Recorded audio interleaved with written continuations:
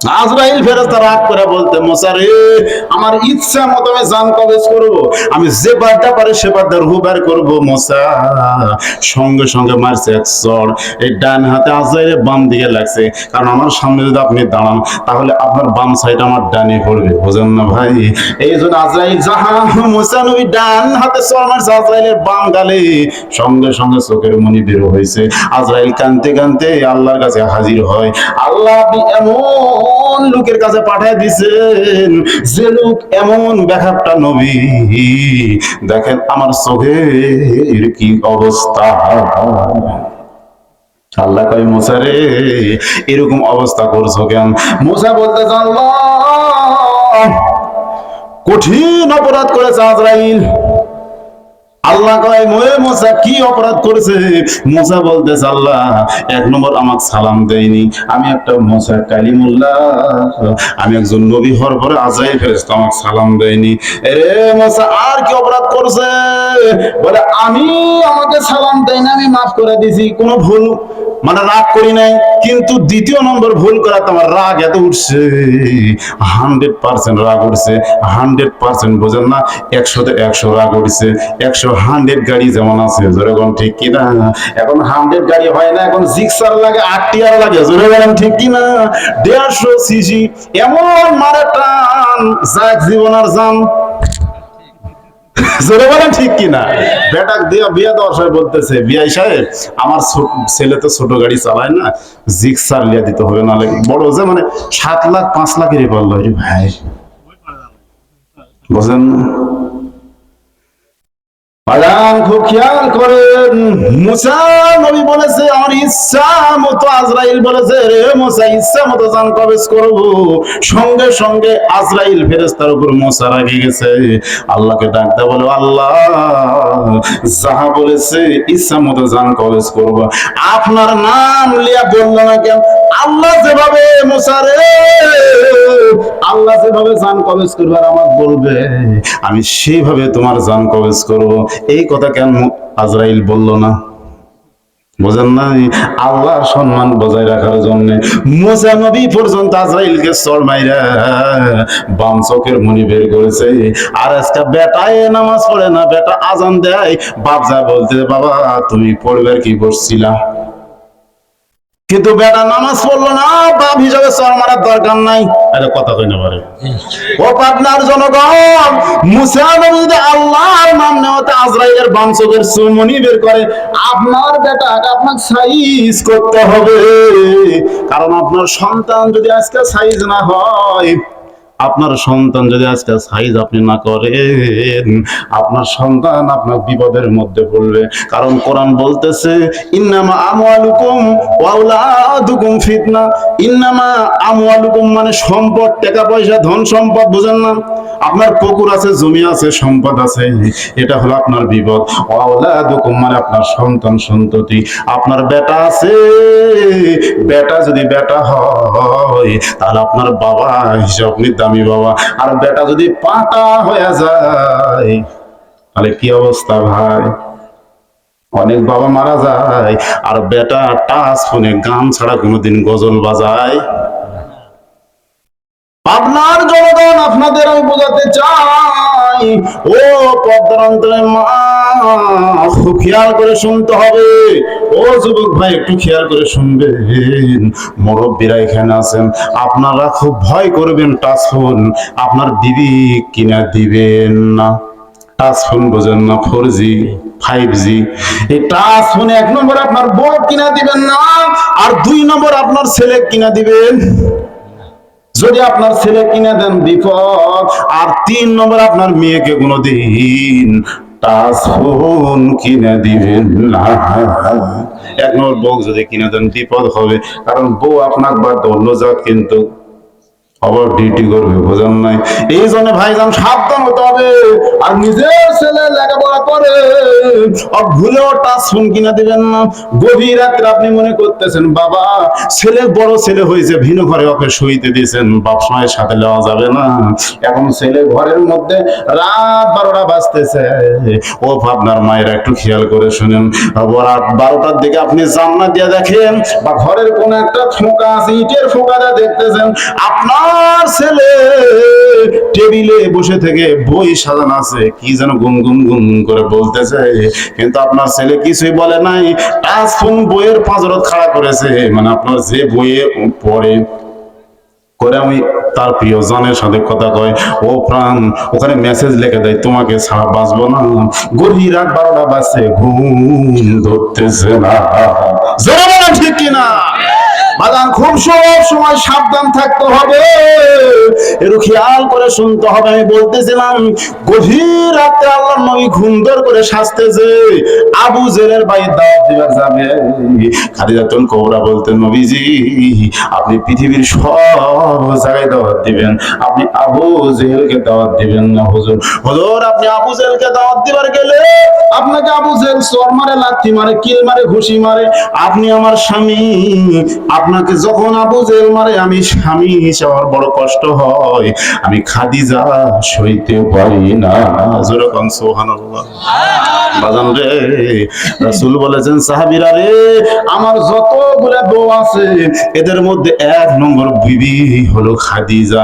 আয়েশা সিদ্দিকা একদিন গভীর রাতে ঘুম থেকে দেখে নবী বিছানায় নাই। গভীর রাত্রে নবীকে আয়েশা সিদ্দিকা খুঁজতেছে, নবী গেল কোন জায়গায়? গভীর রাত্রে খুঁজতে খুঁজতে যাইয়া দেখে মসজিদের ভিতরে আল্লাহর নবী দোয়া তুলে আল্লাহর কাছে কান্দে। গভীর রাত্রে আয়েশা সিদ্দিকা আস্তে আস্তে নবীর কাছে গিয়া দূর থেকে কান লাগা শুনতে পাই, নবী আমার মসজিদের ভিতরে আল্লাহর কাছে দোয়া তুলে বলতেছে, আল্লাহ কাল হাসরের ময়দানে কঠিন মুসিবতের সময় বাবা সন্তানের পরিচয় দিবে না, সন্তান বাবার পরিচয় দিবে না। ভাই মাইকের মধ্যে টন টন করে কেন? কিছু বুঝি না। বাবা সন্তানের পরিচয় দিবে না, সন্তান বাবার পরিচয় দিবে না। ওই কঠিন মুসিবতের দিনে আমি যেন আমার খাদিজাকে না ভুলে যা। এখন বলেন তো আয়েশা সিদ্দিকা খুশি না বেজার? আরো জোরে বলেন খুশি না বেজার? ওয়াজ না বুঝে একজন বলতেছে কারা কারা জাহান্নামে যাবেন, হাত তুলে। সবাই তুলেছে। তখন বলছে বারে হাত তুললেন, বলছে হুজুর আমরা তো জানি হুজুররা যা কয় সব ভালো কথাই কয়। আরেক বক্তা কইছে ভাইয়ের আমার আপনারা সবাই কুকুরের বাচ্চা, একথা বলে লোক করে আছে আর কথাই কয় না। পরে বলতেছে পারবেন না। যাহা বলেছে ভাইয়ের আমার আপনারা সবাই কুকুরের বাচ্চা, তখন তো জনগণের রাগ লাগছে, লাগে নাই? পরে বলতেছে পারবেন না। তো এই জন্য আপনার ওয়াজ বুঝেন নাই। আয়েশা সিদ্দিকা খাদিজার বাষ্প করে রাসূল কাঁদতেছে, আর আয়েশা খুশি হয়েছে? আপনারা বলতেছেন খুশি হয়েছে। খাদিজা তো মারাই গেছে। জোরে বলেন ঠিক কিনা? বালান খুব খেয়াল করেন। আয়েশা সিদ্দিকা মনে মনে খালি ফোপায়। দোয়া শেষ হলো নবীকে বলতেছে ইয়া রাসূলুল্লাহ, যে খাদিজা 40 বছরের বুড়ি মেয়েকে আপনি বিয়ে করেছেন, আর আপনি আমাকে যখন বিয়ে করেছেন ছোট্ট একটা বাচ্চা 7, 8, 9 বছরের, হাদিসের মধ্যে পাওয়া গেছে আমি ছোট্ট যুবতী বাচ্চা হিসাবে আপনি আমাকে বিয়ে করেছেন, আর আপনি 25 বছর বয়সে আপনি খাদিজাকে বিয়ে করেছেন। স্বামী গো, আপনি ওই খাদিজার কথা বলতে পারেন না, বারবার খাদিজার জন্য কাঁদতেছেন। গভীর রাত্রে ঘুম থেকে জেগে আমার কথা নাই, আমি আয়েশার কথা নাই, আপনি খাদিজার জন্য কেন কাঁদতেন? সঙ্গে সঙ্গে নবীর 2 চোখ লাল টকটকা হয়ে যায়। জোরে বলেন কি হয়ে যায়? আমাদের এলাকায় অনেক পুরুষেরা স্বামী যারা বউ যদি টিভি দেখে, এসার নামাজ পড়ে যায় বাড়িতে, দেখতেছে বউ টিভি দেখে, এখন বউ বলতে বিবি আমার বড় ক্ষুধা লাগছে একটু খাবার দাও। এখন বউ বলতেছে একটা চ্যানেল সিরিয়াল দেখতেছি, এই দেখা পর্যন্ত আমি পারবো না, পারলে তুলে লিয়া খাও। ওই জায়গায় স্বামী বলতেছে ইন্নাল্লাহা মা'আস সাবিরিন।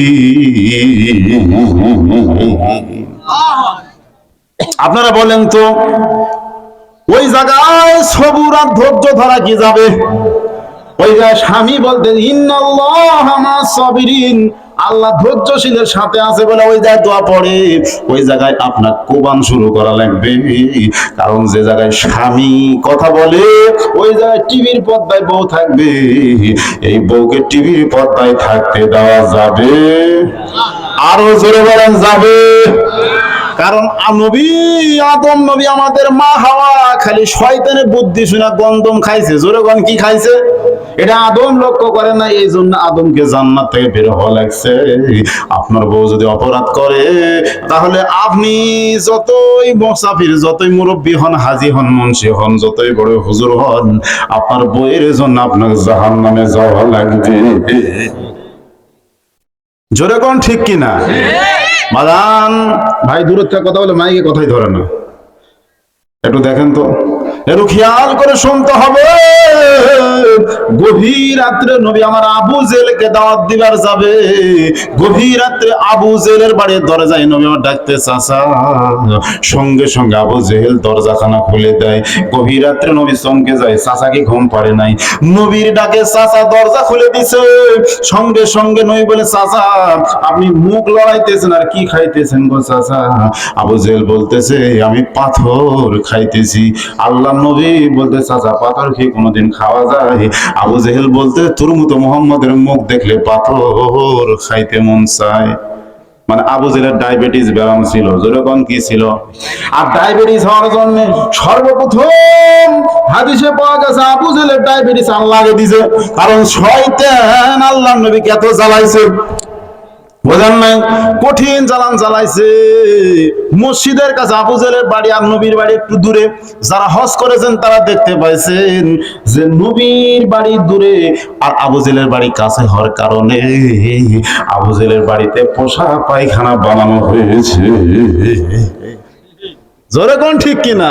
আমাদের এক হাজি কয় আমার সম্পর্কে দাদা হচ্ছে, বলতেছে ভাই আমি হজ করতে গেলাম কিন্তু আবু জেলের বাড়িতে আমাকে পেশাব লাগেনি, আমি কুতিয়া কুতিয়া পেশাব করেছি, পায়খানা করেছি, কারণ এত রাগ ঝাড়ছে। জোরে কোন ঠিক কিনা ভাই? আবু জেহেল বলতে মোহাম্মদ রে তোর মতো মোহাম্মদের মুখ দিয়ে পাথর খাইতে মন চাই।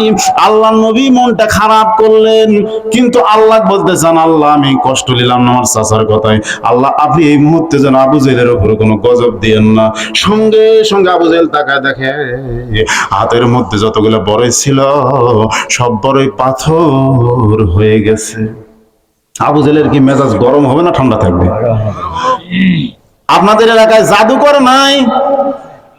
আমার এলাকায় আমি জাদুকর দেখছিলাম, মুখের মধ্যে বেরেট বের করে। আমি চিন্তা করলাম কোন জাদুকর রে? আবার দেখি চাউল দেয় মুড়ি ভাজে, কখন কি করে।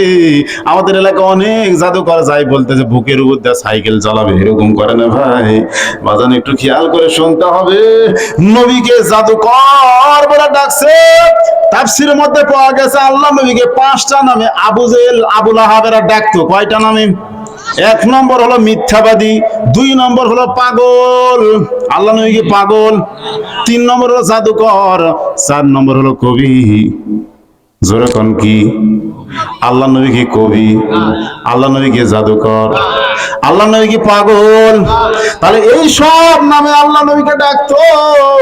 আজ আমাদের বাংলাদেশে যারা আল্লাহর পথে চলে এদেরকে পাগল বলে। জোরে কোন ঠিক কিনা? এতদিন আমাদের হুজুরদেরকে মৌলবাদী মৌলবাদী করে গালি দিলাম, এখন মৌলবাদী মানে কি তোমরা কি জানো? মৌলবাদী মানে হলো আসল মূল। মূল মূল বোঝেন না? মূল মানে হলো গাছের গোড়া, গাছের মোকাম। জোরে বলেন ঠিক কিনা? গাছের মোলাম। আমরা হুজুররা হলাম গাছের মোলাম। আমরা যদি হুজুর একটু ঝাঁকি মারি আপনার আমাদের বিরুদ্ধে লাগবেন। আমরা হুজুররা যদি একটু ঝাঁকি মারা খালি বদদোয়া করি, বাংলা করব না আরবিত করব, খালি আরবিত মারবো, আপনারা খালি আমিন আমিন বলবেন। জোরে কোন ঠিক কিনা?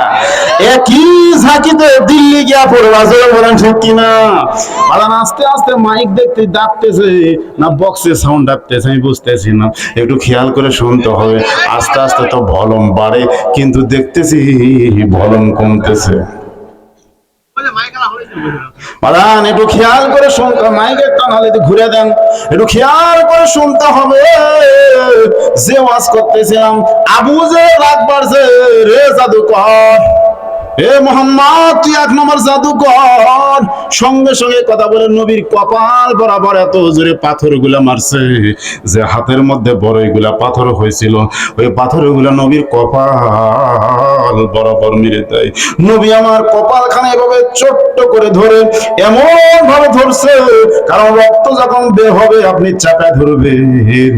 আমি আমার জীবনে দেখছি ভাই, আমি যখন ছোট্টবেলায় কামিল পরীক্ষা দিচ্ছিলাম, আমাদের ক্লাস একটা আদাব হওয়া একটা ছাত্র ছিল। আদাব হওয়া বোঝেন না, মানে পাগলও লয় ছাগলও লয়, মানে হুঁশ মোটা যাক বলা হয়। ওই পরীক্ষা দিবে ঢুকে ওই লিখতে পারে না, মুখস্থ কিছু নাই, নকল বের করে প্যান্টের পকেট থেকে বের করে লিখতেছে।